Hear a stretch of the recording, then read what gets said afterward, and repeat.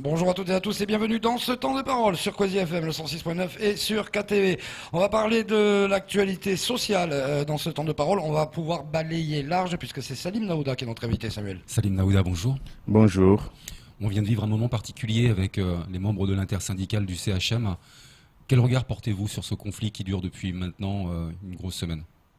Ce que je dirais tout simplement, c'est qu'on a tendance à Mayotte de plus en plus de laisser pourrir les situations sans apporter les solutions attendues pour le développement de ce département.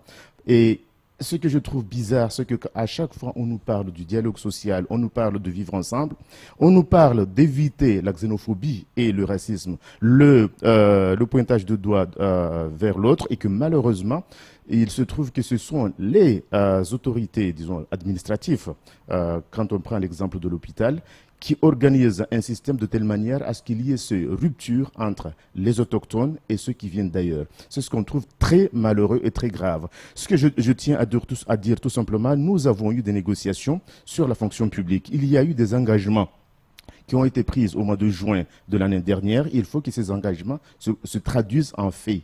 Donc, ce que nous constatons malheureusement, même s'il y a des choses qui sont dites au niveau national, la traduction localement se fait pour certaines personnes et n'est pas toute la catégorie des agents qui sont dans la fonction publique, en l'occurrence la question de l'hôpital. S'il y a des primes qui sont distribuées pour les praticiens, ils devraient aussi avoir, parce qu'il n'est pas interdit qu'une administration ou un service ou une fonction publique mette en place des primes spécifiques pour son secteur, pour sa fonction publique. Ça existe partout, donc il n'est pas interdit de revoir la situation des fonctionnaires ou des agents publics qui sont hospitalières et revoir la situation et revoir les rémunérations. Quand à chaque fois on rattache Mayotte à la Réunion, et que malheureusement nous avons vu avec la situation de l'ARS, qui est ARS Océan Indien, nous voyons aujourd'hui avec le groupe hospitalier Océan Indien Mayotte qui regroupe avec la Réunion, donc il est inadmissible qu'il y ait une différence de traitement entre la Réunion et Mayotte. Et ça, c'est quelque chose que nous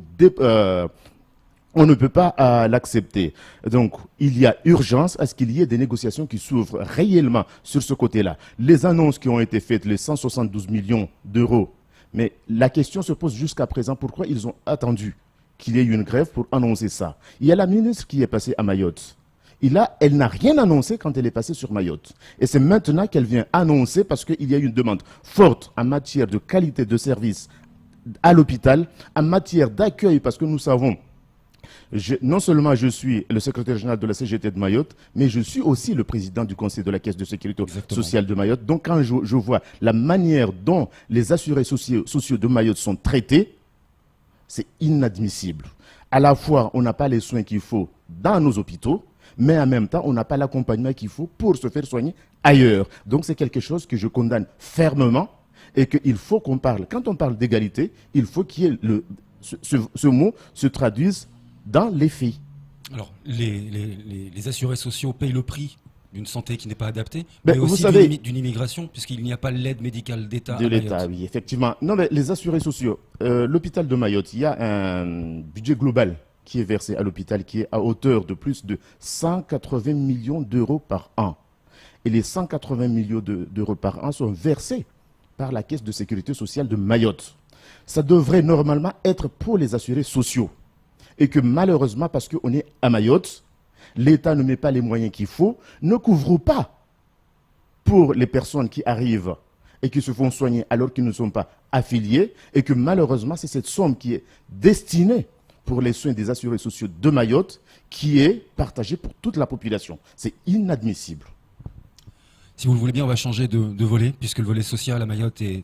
Non, ben, sur ce point-là, j'avais quelque chose quand même à dire. J'ai été choqué par une intervention d'un médecin, hier à la télé, disant que les grévistes ou les syndicalistes, ils étaient indignes. Je pense qu'elle, en tenant ce type de propos, elle est plus indigne que toute personne qui est dans ce département. C'est bon, on peut passer sur le volet du CHM. Alors on va aller plus proche. Allez, pas nous l'énerver non plus. Non, parce qu'il y a tellement de points à aborder. Ouais. La Colas, notamment. Il va y avoir une nouvelle journée de débrayage le 14 à partir de 5 h du matin en soutien aux salariés qui vont être licenciés parce que les procédures sont poursuivies. Mais vous savez, c'est la démonstration forte de ce groupe, parce qu'on ne peut pas parler d'une entreprise, c'est un groupe multinational, c'est la démonstration qu'ils veulent absolument se débarrasser des salariés qui protègent ou qui défendent les droits des autres salariés. Ils ont engagé une première procédure pour démontrer qu'ils devraient arriver au licenciement des représentants du personnel et des délégués syndicaux. La procédure n'a pas été respectée et c'est la démonstration qui prouve qu'il n'y a pas que ça qui n'est pas respecté chez Colas.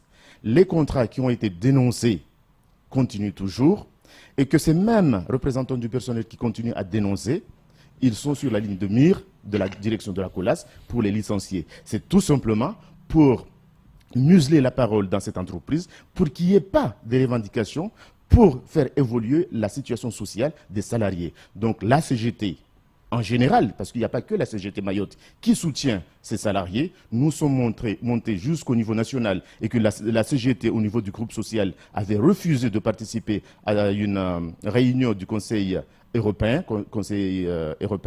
donc pour démontrer que ce qui se passe à Mayotte n'est pas acceptable. Donc effectivement, il y a un préavis de grève qui est déposé et là, je lance l'appel à l'ensemble des salariés du groupe Colas à Mayotte, qui regroupe Colas et ETPC, à se mettre en grève pour dénoncer le fonctionnement de cette entreprise et la manière de gestion des situations dans cette entreprise.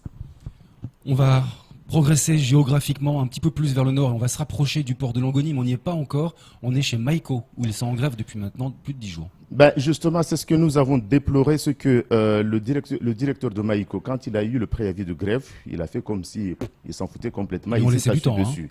Et puis après, il s'est même permis, d'après les informations qui m'ont été remontées, de quitter le territoire. S'en fout, ils peuvent être là le temps qu'ils veulent. Et moi, je n'ai rien à foutre de leurs revendications. Et puis, quand il revient avec des huissiers. Oui, mais là, ils ont inventé un nouveau truc, là. Justement, des huissiers qui sont arrivés pour constater que les portes de Maïko étaient ouvertes. Ça, c'est du jamais vu. Et puis, n'ayant pas pris la peine d'ouvrir des négociations, bien que la DIECT les a interpellés, nous, au niveau syndicat de la CGT, nous avons saisi la DIECT pour demander le patron de Maïko d'ouvrir des négociations avec les représentants du personnel qui sont là-bas, mais aussi avec les représentants de la CGTMA. Pas de réponse. La DIECT les a lancés le dessus. Pas de réponse. Et au jour d'aujourd'hui, on est sans réponse de la direction de Maïko. Mais c'est incroyable, ça c'est un droit normalement, la conciliation. Ben, je sais, j'ai eu la chance de faire aussi le droit international du travail. La négociation collective, c'est une obligation. Et la France a signé la convention sur la négociation collective. Donc il est inadmissible qu'à Mayotte, on laisse faire les choses alors que ce n'est même pas le droit français, mais c'est le droit international. On laisse faire les choses et personne au niveau des pouvoirs ne bouge et n'oblige ou ne fait intervenir les autorités pour que les situations s'améliorent. D'ailleurs, la question qu'on se pose, est-ce qu'on a réellement besoin, disons, ces employeurs, certains employeurs, pour ne pas mettre tout le monde dans le panier, est-ce que certains employeurs ont réellement besoin ou envie de faire évoluer le département de Mayotte ou de pousser à bout les salariés qui sont dans ce département et voir Mayotte en cendres? Au début de cette grève, chez Maïko, il y avait Somiva aussi. Et unanimement, sur le plateau, on était persuadé qu'aucune de ces deux grèves n'allait durer, que ça allait discuter, que ça allait se régler. Somiva, ça s'est réglé en 2 coups de cuillère à peau. Maïko, on en est où et on va vers quoi alors? Maïko, justement, nous attendons que le boss se donne la peine de vouloir discuter avec les salariés, mais sachant que, d'ailleurs, j'encourage ces salariés parce qu'il est rare de trouver dans une entreprise une unanimité presque des salariés qui se mettent en grève pour dénoncer des situations. Donc il y a une situation des salariés, il y a une situation de rémunération périphérique, ce qu'on appelle indemnités et primes, qui sont versées pour certaines personnes à des niveaux qui sont plus élevés au niveau national et ailleurs, avec des termes anglo-saxons, que je ne sais pas si on peut les comprendre tous ou pas. Et puis, pour les autochtones, il y a ce qui est réservé pour eux. Donc c'est quelque chose que nous condamnons quand on parle d'égalité, quand on parle de mettre en place un système pour le dialogue social, il faut que tout le monde joue le jeu. Et malheureusement, à ce niveau-là, ce n'est pas le cas. On rappelle que Maïko est une filiale de Sisimi qui est mondialement présente. De toute façon, Maïko, ce que nous pouvons voir, c'est Coca-Cola. Et Coca-Cola, c'est international. Ce qui se fait ailleurs devrait se faire aussi à Mayotte. Ouais. Quand je dis ailleurs, sur le territoire national. Qui plus est, dans le conflit chez Maïko, il y avait des NAO, des négociations annuelles obligatoires, qui avaient été actées par l'ancienne direction et qui ne sont pas appliquées. Si on écoute les grévistes, ils ne demandent que l'application des NAO. Mais justement, là, c'est comme on dirait, ça fait la transition avec ce qui se passe au port, de l'autre côté. Ouais, ça y est, on y est. Il y a des accords qui sont signés et qui ne sont pas mis en application malheureusement, et à chaque fois, on arrive sur des situations de blocage, tout simplement parce que les accords n'ont pas été acceptés, n'ont pas été mis en application, comme ils ont été validés par l'ensemble des parties qui ont pris part à ces négociations.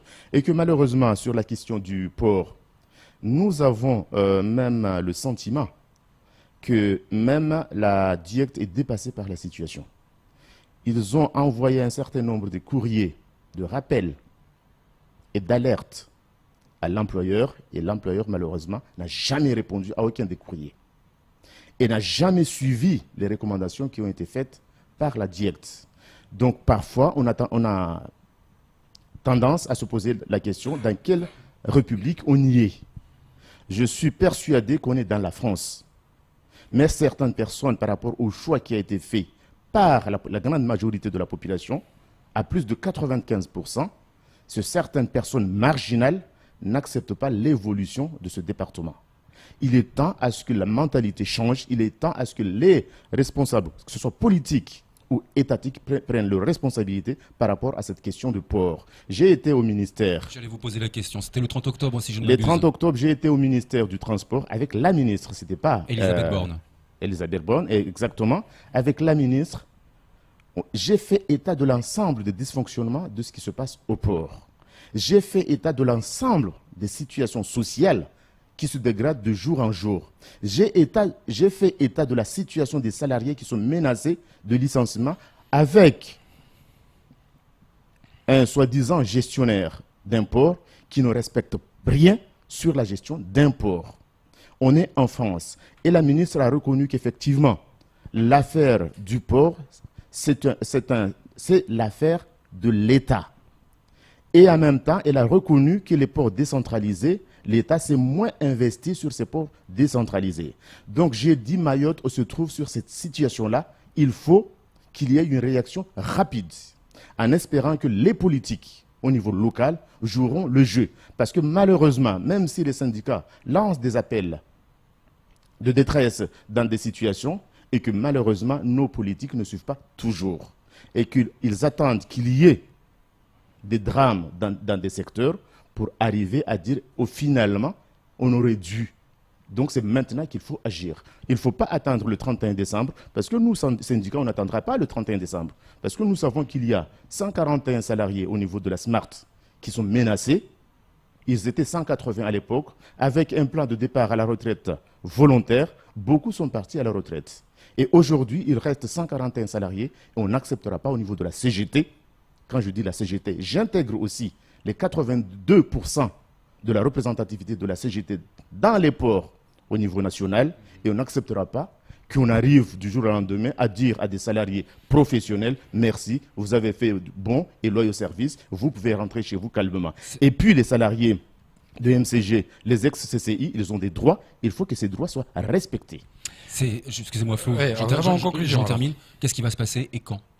De toute façon, il y a un courrier qui était envoyé à Mme Nel hier par la Fédération et nous voulons voir la réaction de la présidente de MCG par rapport à cette demande. S'il y a blocage, il y aura blocage sur tous les ports français. Merci beaucoup d'être venu vous exprimer sur ce plateau. C'est tout pour ce temps de parole.